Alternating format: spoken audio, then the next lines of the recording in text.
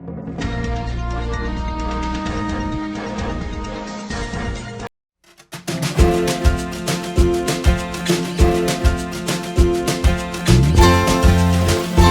video menampilkan seorang pria yang makan di dalam mobil pribadinya.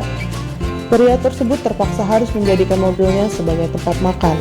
Hal itu lantaran adanya larangan makan di tempat sesuai peraturan dari pemerintah terkait pemberlakuan PPKM darurat.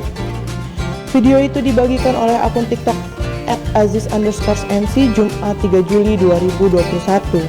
Dalam video tersebut, pria itu tampak membawa makanan yang ia beli dari sebuah restoran. Seperti diketahui, selama PPKM darurat, pembeli hanya diperbolehkan untuk membeli makanan tanpa harus dimakan di tempat. Pembeli bisa membeli makanan dan kemudian membawanya pulang. Hal ini tertera dalam aturan selama pemberlakuan PPKM darurat. Dalam video tersebut, tampak seorang pria makan di dalam mobil. Dia terlihat menikmati makanannya seperti saat berada di warung lesehan. Berdasarkan video, terdapat sejumlah makanan yang diangkut ke dalam mobil. Tampak tempat nasi dan piring serta minuman yang tersusun di dalam mobil tersebut. Tak hanya itu, dalam mobil itu terlihat pria itu juga mengangkut cobek ke dalam mobilnya.